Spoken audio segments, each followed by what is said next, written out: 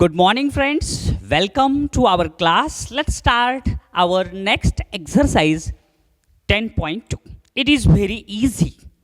तुम्ही म्हणत असताल सर इझी आहे, पण सगळ्यात पहिल्यांदा आम्हाला पहिलाच प्रश्न समजून सांगा, लय अवघड चालला आहे. बघा ते सुद्धा इझी आहे.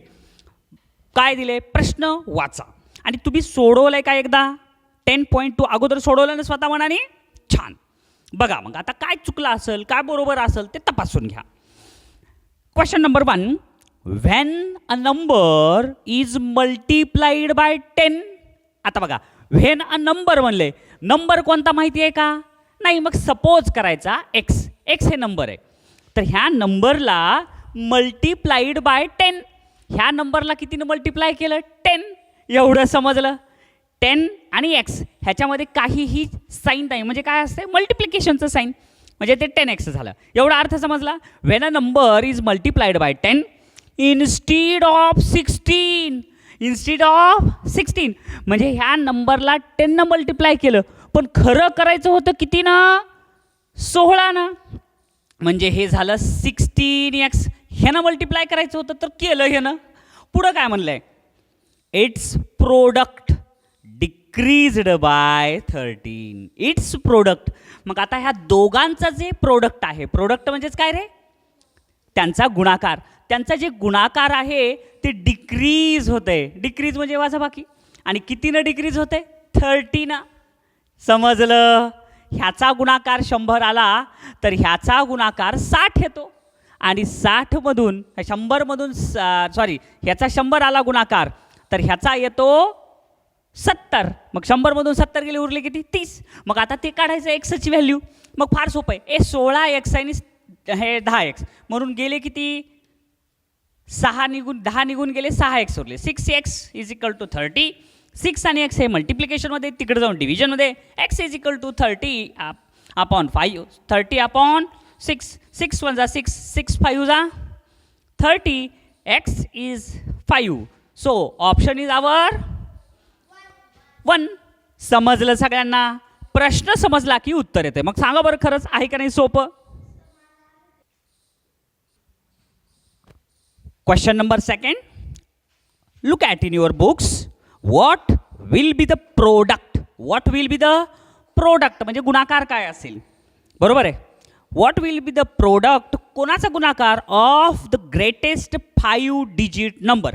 एक ग्रेटेस्ट 5 डिजिट नंबर कोणता आहे? 99,999 हे greatest 5 digit number.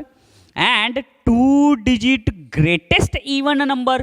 Even number बनलं की 9च्या ऐवजी 8 घ्यायचं आणि 2 डिजिट ग्रेटेस्ट इवन नंबरला 98. आणि ह्याचं प्रोडक्ट विचारलंय तर त्याचं आन्सर किती येईल? ऑप्शन नंबर किती आलं दुसऱ्याचं? 4. पाठीमागं बघून एक करून बघा. ऑप्शन नंबर 4 आहे का हे खरंच करून बघा. लवकर करा गुणाकार, 10 सेकंदात व्हायला पाहिजे. शाबास, करून बघितला ना? तेवढा झाला ना? Very good. मग पर्याय 4 रंगवा. आधीच्या गणितामध्ये बघा 99,999ला 98 मल्टिप्लाय करायचं. 98 म्हणजेच काय रे? 100 - 2. बरोबर आहे. मग ह्या 99,999ला 100 मल्टिप्लाय केलं तर हे 2 शून्य फक्त त्याच्यावर येतील, म्हणजे उत्तर हे येईल. नंतर हे -2 आहे. -2 ह्याला मल्टिप्लाय केलं तर उत्तर हे आलं. मग हे आलेलं उत्तर आणि ह्याला 100 गुणलेलं उत्तर, ह्याच्यातून हे वजा करायचं. बरोबर आहे. म्हणजे ह्याच्यातून हे जर वजा केलं, कारण 100 - 2 आहे म्हणून 100 याला मल्टिप्लाय केलेलं हे उत्तर, 2 याला मल्टिप्लाय केलेलं हे उत्तर, ह्या दोघांच्या ह्याच्यातून सबस्ट्रॅक्शन करायचं, उत्तर हे येत आहे. समजलं? मल्टिप्लिकेशनची ही पण एक ट्रिक आहे. Next question. Look at in your books another easy question. Which digits will occur in place of square and triangle respectively? आता बघा, रिस्पेक्टिवली म्हणजेच काय रे? क्रमाने, अनुक्रमाने. पहिल्यांदा हे स्क्वेअर, दुसऱ्यांदा ट्रायंगल. पहिल्यांदा स्क्वेअर, दुसऱ्यांदा ट्रायंगल. पहिल्यांदा स्क्वेअर, दुसऱ्यांदा ट्रायंगल. पहिल्यांदा स्क्वेअर, दुसऱ्यांदा ट्रायंगल. क्वेश्चन समजून घ्या. आणि पुन्हा काय म्हणलंय? In the following example. खालील एक्झाम्पलमध्ये आपल्याला उत्तर दिलेलं आहे, प्रोडक्ट दिलेलं आहे. ह्या स्क्वेअर स्क्वेअर स्क्वेअर म्हणजे इथं सेम अंक, ट्रायंगल ट्रायंगल ट्रायंगल म्हणजे इथं सेम अंक येईल, डिजिट येईल. आता तुम्हीच विचार करा, कोणत्या ह्या युनिट प्लेसचं मल्टिप्लिकेशन जे आहे ते 9 कुठं येते? बघा बघा 5 4 जा 20, मग इथं 0 यायला पाहिजे, बरोबर आहे, पण इथं नाही आलं, मग हे येत नाही पर्याय. 9 × 0 0च, म्हणजे ऑप्शन नंबर 4 कधीच येणार नाही, ऑप्शन नंबर 3 पण कधीच येणार नाही. पुन्हा 9 1 जा 9 येऊ शकते आणि 3 3 जा 9 येऊ शकते, पण पुन्हा तुम्ही नीट विचार केल्यावर स्क्वेअर म्हणजे 1 1 1 1 9 9 9, पुन्हा इथं काय होईल, सगळे 9 9 9 येतील, बरोबर आहे. आणि इथं जे काही सोल्युशन आहे ते तुम्हाला काय करावं लागल, 1 1 1 × 9 9 9 हे मल्टिप्लिकेशन करावं लागल. त्याचप्रमाणे 3 3 3 × 9 9 9 हे मल्टिप्लिकेशन करून बघावं लागेल. हां, म्हणजे 3 3 3 होतं. आता तुम्ही बघा, इथं 111 आणि 99 आहे, 999 999 म्हणजेच काय, 1000 - 1, बरोबर आहे. म्हणजे 111ला पहिल्यांदा 1000 मल्टिप्लाय करा आणि नंतर 111ला 1 मल्टिप्लाय करा आणि मायनस असल्यामुळं आन्सर मायनस करा. बघा आता 111ला 1000 मल्टिप्लाय केलं म्हणजे 3 0, आणि त्याला 101ला 1 मल्टिप्लाय केलं म्हणजे 111 आलं, आणि ह्यांचं सबस्ट्रॅक्शन केलं उत्तर आलं, आणि हे उत्तर सेमच आहे, म्हणून याचा ऑप्शन नंबर किती येईल, 1. काय म्हणलात, तुमचं ह्याचंही उत्तर हेच आलं, अरे चालतंय. मग परीक्षेमध्ये जर असे 2 उत्तरं जर बरोबर असतील तर वर्तुळ 2 रंगवायचे नाही. तुम्ही ह्याचं उत्तर हे रंगवलं तरी बरोबर आहे, हे रंगवलं तरी बरोबर आहे, आणि दोन्ही रंगवले तर चुकलं, हे लक्षात ठेवा. समजलं? चला next question. Next another easy question number 4. आता हे बघा, तुम्ही प्रत्येक प्रश्न मी सोपा का म्हणतो असंच म्हणालात ना. बघा आता तुम्हीच बघा, क्वेश्चन नंबर 4.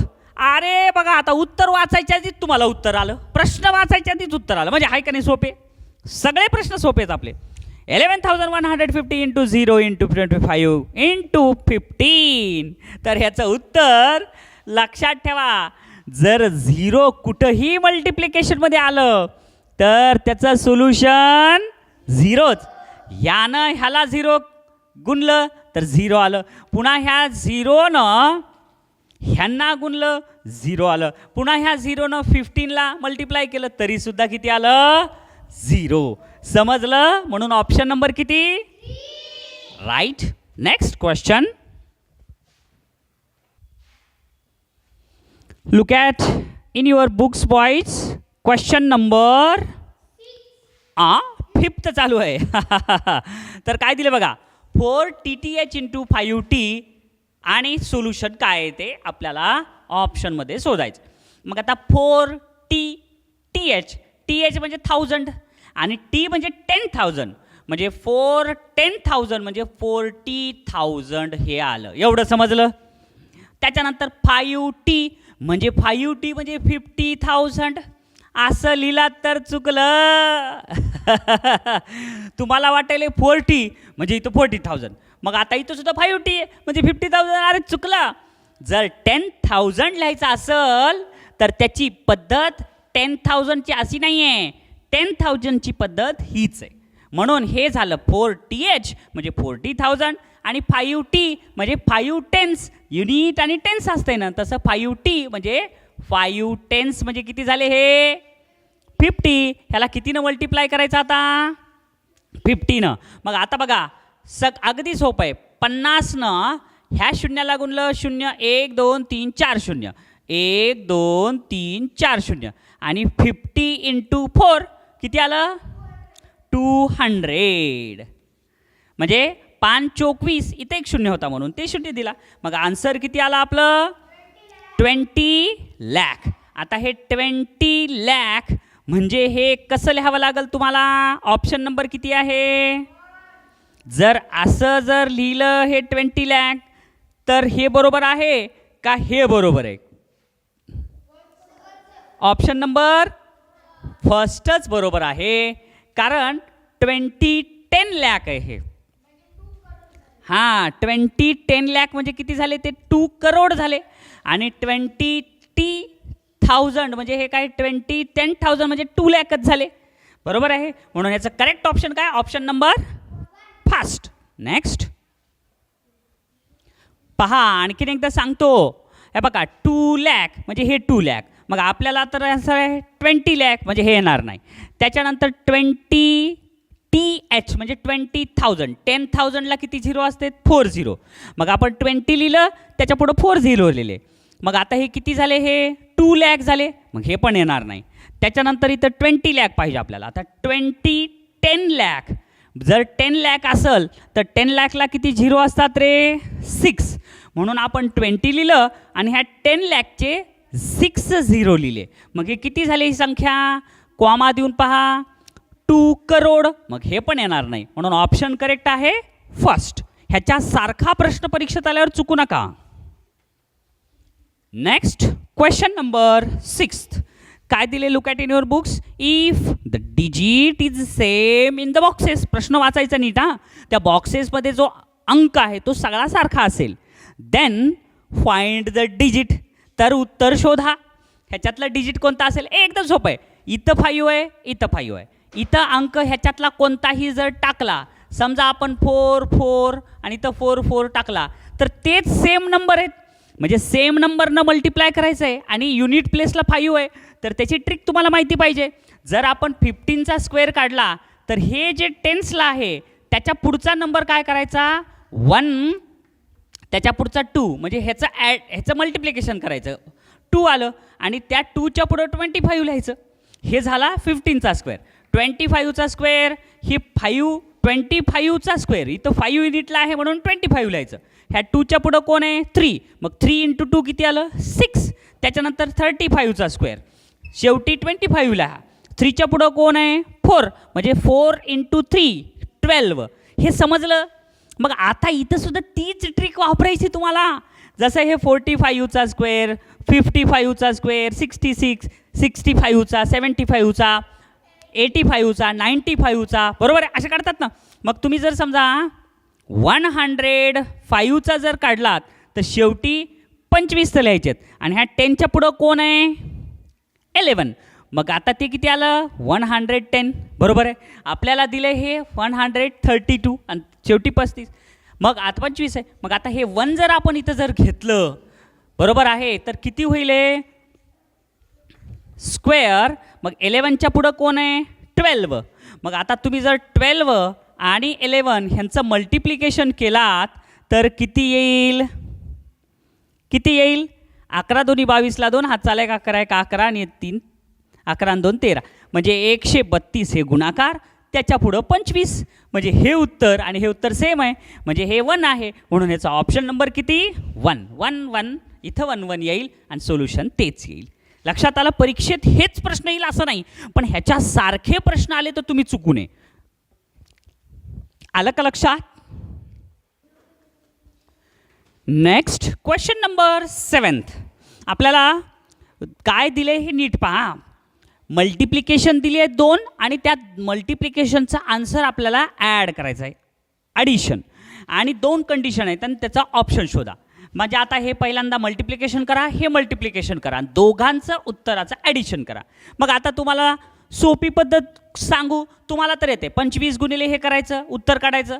25 गुणिले हे करायचं, उत्तर काढायचं. हे तर तुम्हाला माहीतच आहे. पण दुसरी पद्धत सांगतो. कोणत्याही संख्येला जर 25नं गुणायचं असेल तर त्याचं उत्तर काढण्यासाठी ती जी संख्या आहे त्या संख्येच्या पुढं 2 शून्य मांडायचे आणि त्याला 4नं भागायचं, म्हणजे ह्याचं उत्तर येतं आहे. ह्याचं तसंच 13 25च्या पुढं 2 शून्य मांडा आणि त्याला 4नं भागा. जे उत्तर येईल ते उत्तर म्हणजे ह्यांचा गुणाकार. बघा बरं, 4 1 4, 4 चोक 16, इथं 4 1 4 आणि 4 7मधून 4 गेले, उरले किती? 3. 4 25, 4 24, 4 7 28, 4 8 32, 33 34 35, 3 उरले. मग आता इथं किती येईल? 4 25, 4 24, 4 7 28, 2 उरले, 4 5 20. आता हे आलं उत्तर 41,875 प्लस आता ह्याचं 4 1 4, 4 त्रिकुम 12, 1 उरला, 4 त्रिकुम 12, 4 1 4, 4 2 8 आणि 4 5 20, 33,125. इथं 0, इथं 0, इथं 0, 3 1 + 1 4 5 आणि इथं 7 75,000. ऑप्शन नंबर 2 चेक करून घ्या. परीक्षेत हे प्रश्न येणार नाही, पण ह्याच्यासारखे आले तर तुम्हाला कळायला पाहिजे. आणखीन एक ट्रिक सांगतो बघा. आता हे जर असेल तर 25ला हे मल्टिप्लाय करवलं तर आपण नंबर, पण मल्टिप्लिकेशन 25 असल्यामुळं हा नंबर आणि हा नंबर ॲड करून घ्या. ते आला 3000 आणि 3000ला आपल्याला काय करायचं आहे, 3000ला 25नं मल्टिप्लाय करायचं आहे. 25ला मल्टिप्लाय करायचं म्हणजेच काय रे, 2 0 ॲड करून 4नं डिवाईड करायचं. मग 4 1 जा 4, 4 7 जा 28, इथे 2 उरले, 4 5 जा 20 आणि त्याच्या पुढं 1 2 3 0 आला 75,000. ही पण ट्रिक आहे. नेक्स्ट क्वेश्चन बघा. आपल्याला जे काही प्रश्न सोडवायचे ते आपल्याला ट्रिक वापरून सोडवायचं, नुसतंच आपल्याला सोडवायचं नाही. अलग लक्षात. आता हे प्रश्न काय दिलं आहे, 8वा प्रश्न. इथं मल्टिप्लिकेशन दिलं आहे, त्याचा आन्सर दिले आणि ह्याचं मल्टिप्लिकेशन करा म्हणलं तर एकदम इझी आहे. तुम्ही धडल दिशा करू शकतात. 377 × 81. पण आपल्याला ट्रिक वापरायची. मग आता ट्रिक वापरून काय आहे ह्याची ट्रिक, तर आता हे 27 आहे. 27नं ह्याला मल्टिप्लाय केलं आहे, 81नं ह्याला. हे नंबर आणि हे नंबर सेम आहे. मग आता 27च्या हे किती पट आहे, तिप्पट. बरोबर आहे. 27 3 जा 81 आहे. मग आपल्याला ह्या आन्सरचं तिप्पट उत्तर येईल. म्हणून 10,179ला जर आपण 3नं मल्टिप्लाय केलं तर काय येईल आन्सर, 9 3 जा 27, इथं 2 उरले, 7 3 जा 21 आणि 21 + 2 23, इथं 2, 3 1 जा 3 आणि 2 5, इथं 0 3, 30,557. 37 ऑप्शन नंबर फर्स्ट बरोबर आहे सगळ्यांचा.